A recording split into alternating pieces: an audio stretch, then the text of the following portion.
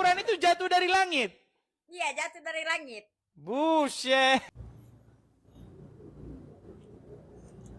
Jadi kalau kita lihat ya dari video yang baru kita saksikan ya, jadi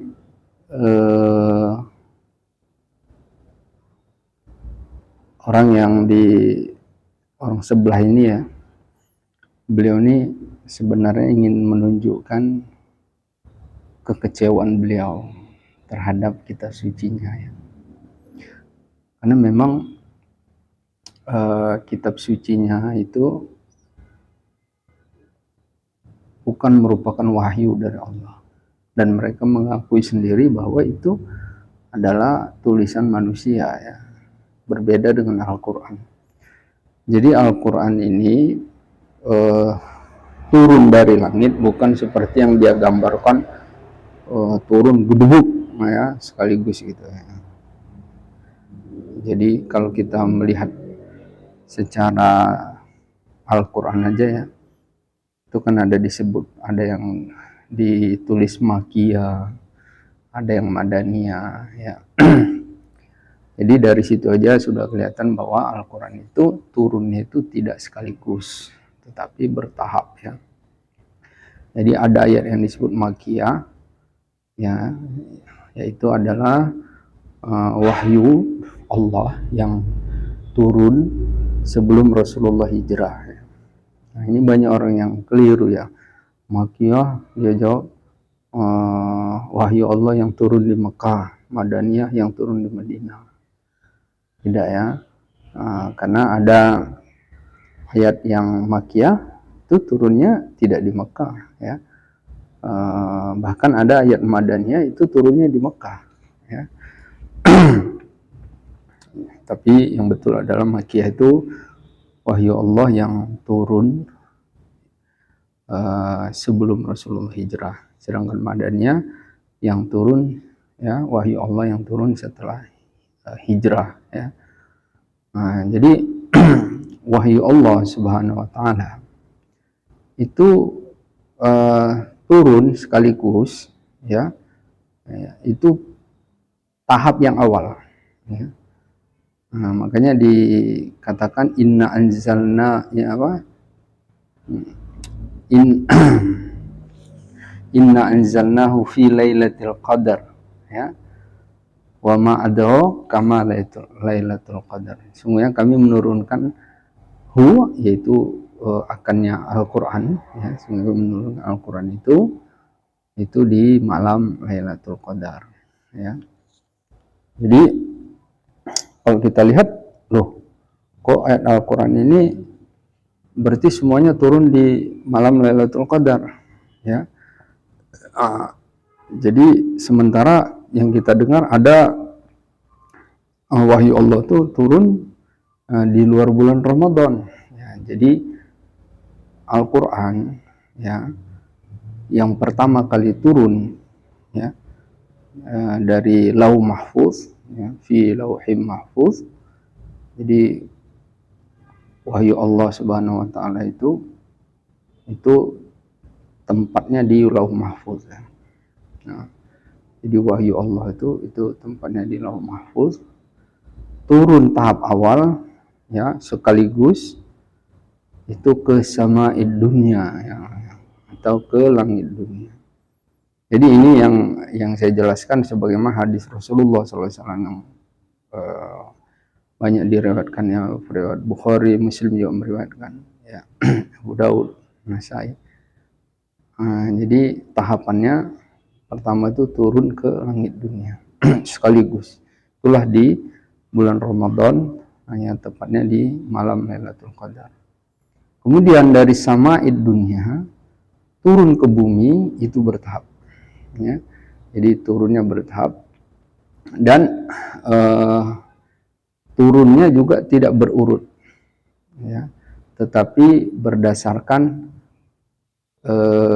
kejadian ya. Nah, jadi ada berdasarkan asbab, makanya ada asbabun nuzul. Nah, jadi turunnya itu karena mengikuti sebab ya, atau mengikuti apa yang dialami Rasulullah Shallallahu Alaihi Wasallam. Makanya ketika setelah selesai wahyu itu Al-Quran disusun lagi, ya, disusun sebagaimana susunan di Lauh Mahfuz, ya. Nah, seperti yang kita dapati sekarang Al-Quran pertama surah Al-Fatihah, Al-Baqarah, Ali Imran, An-Nisa, Al-Maidah, ya, Al-An'am, Al-A'raf terus, ya. Walaupun wahyu yang pertama itu adalah surah Al-Alaq, ya. Iqra bismi rabbikal ladzi khalaq, khalaqal insana min 'alaq. Kemudian wahyu yang kedua surah Al-Muddatsir, ya.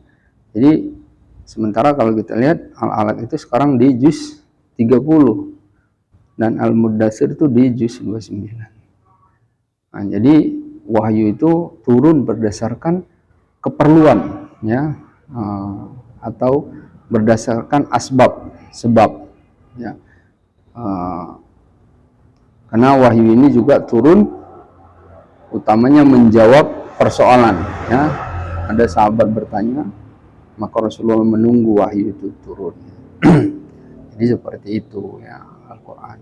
Ya.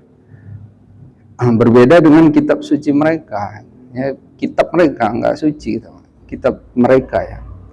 Kitab mereka ini adalah kitab gabungan kitab, ya. Jadi kitab itu digabung. Jadi ada 66 kitab, ya. Dan kalaulah mereka merujuk Rasul mereka itu adalah Yesus, maka hanya kitab yang turun yang bersumber dari Yesus. Tapi mereka juga mengambil kitab suci, ya, nabi yang sebelumnya. Karena pada hakikatnya nabi itu turun, ya, ketika Isa turun, ya, maka syariat yang berlaku itu Isa.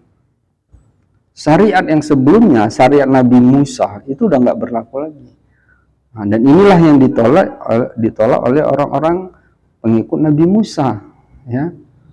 Begitu juga ketika kita mengikuti Nabi Muhammad, maka syariat-syariat sebelumnya itu, ya, kita tidak mengikuti lagi syariat Nabi sebelumnya, kecuali syariat itu masih diberlakukan oleh baginda Rasulullah Muhammad SAW, ya.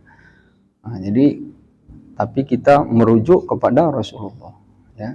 Jadi kalau Rasulullah masih berlakukan, maka kita tetap ikut. Tetapi kita tidak ada urusan lagi dengan syariat Nabi sebelumnya jika itu langsung kita, ya. Nah, tetapi kalau dia